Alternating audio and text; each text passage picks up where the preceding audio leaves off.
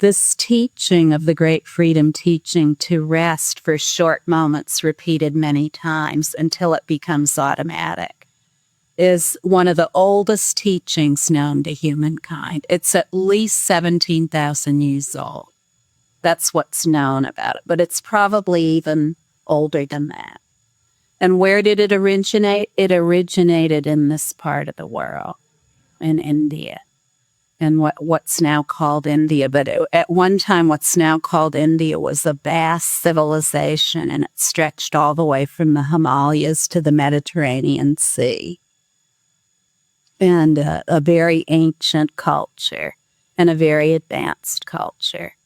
And this was the most popular of all practices among people, to rest imperturbably, no matter what appears, until that rest, that ease of being is automatic in all circumstances. And it's in that wisdom is born. The already present wisdom is born. Wisdom isn't born between the pages of a philosophy book. It's born in the circumstantial appearances of our own being, our own thoughts, our own emotions, our own experiences. Not a single thing needs to change about those thoughts, emotions, and experiences. They're already originally pure. From stainless flawlessness is born stainless flawlessness only. There's never anything other than that that's born from the unborn. What the unborn bears is stainlessness and flawlessness, complete wisdom in all appearances. It never bears anything other than that. When we rest repeatedly, that wisdom becomes more and more obvious. The wisdom that can't be gotten at by changing things and doing things.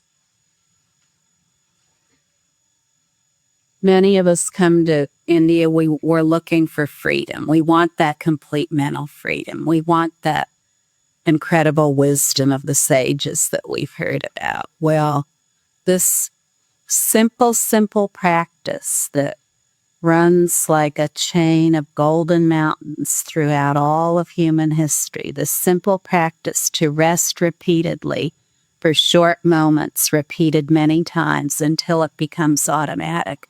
This is what has given more people absolute freedom than the total of all practices put together, all other practices put together. Those who have realized the nature of their being would only be a fraction of those who have found it through imperturbable rest. Now, it's very easy. We'd all agree on that. And very straightforward, very, very straightforward. We don't have to change any of our thoughts, emotions, or experiences. We don't have to adopt the thoughts, emotions, and experiences of historical figures. We don't have to do any of that.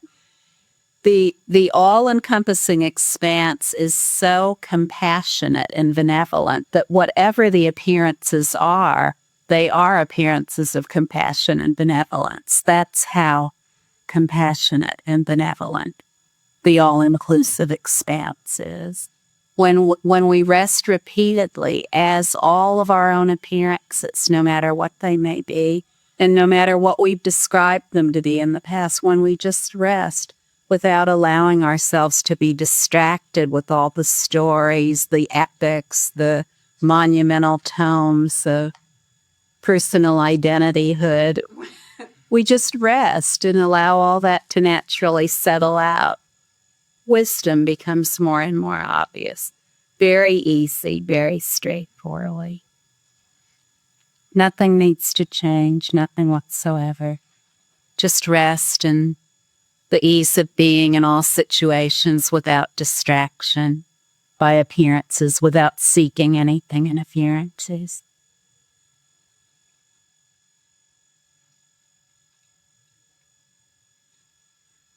Last night I was having a conversation with someone who's lived here a long time, first as a hermit and now in a ashram as a swami, and the person was lamenting the changes in the area. He said, oh, when I came here so long ago, it was just a small place, and it was filled with sages or seekers, and everyone who was here was either a sage or a seeker. And he said, the Holy Ganga, this is such a special place in the world. Wouldn't you agree that the Holy Ganga is such a special place? And now everything has changed, and all these people have come here. They don't care about seeking at all. They are just here to have a good time. And he said, don't you see it this way, that this is such a special place? And I just said, every place is so special. It's so special. Every place, no matter where it is so awesomely beautiful. And no matter what appears, it will vanish. The law of impermanence applies to everything. Everything will change. Everything will vanish naturally. And what hasn't appeared, it will appear. So all of these things that were going on here at one time, they've all vanished. And there are other things appearing now.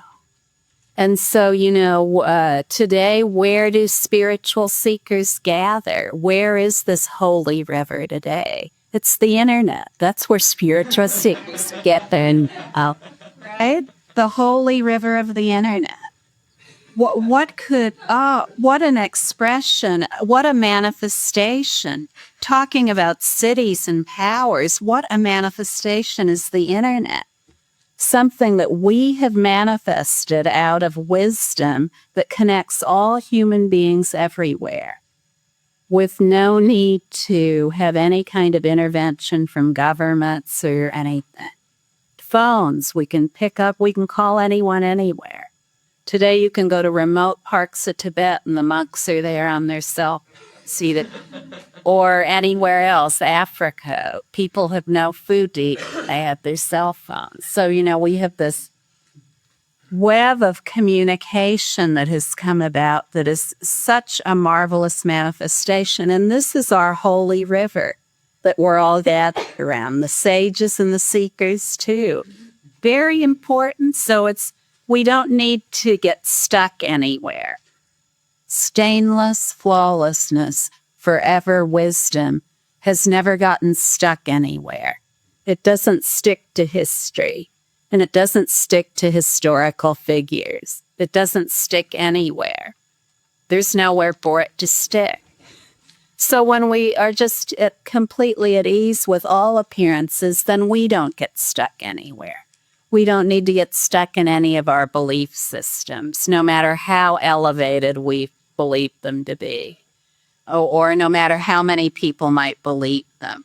We relax into that which is beyond convention, beyond all these conventional descriptions of this or that, the descriptions of humankind as having something that is irrevocably flawed about it,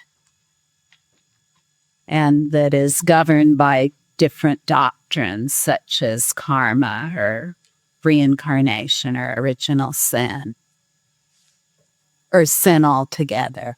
What does this word mean, sin or karma or reincarnation or any of it? It just means that we haven't rested, that's all. That's all it means. It doesn't really mean anything. If we just rest, then we can clearly see the meaning of all these doctrines that are thousands of years old that we've willingly adopted, but we don't really understand how they apply to us. Now, this is something I recognized in myself when I learned about original sin when I was a child. As a Catholic, I thought, well, there's something about that feels wrong. I felt physical revulsion. It was, does this apply to me? Does this mean I'm going to have to tally up all the things that I do that are wrong? There has to be something better than this. And I knew that to be this tender-heartedness, this preciousness that is at the core of everything. But, I didn't really need to think about that at all. I just needed to really believe in the love that is at the essence of everything.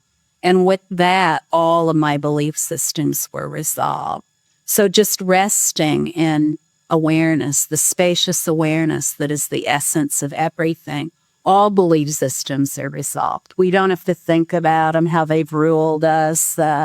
What do they mean? How could they have done this to us? How could I have accepted things like, we don't have to worry about any of that. Just rest. And all of these things will naturally settle out. We really need to do this as a species.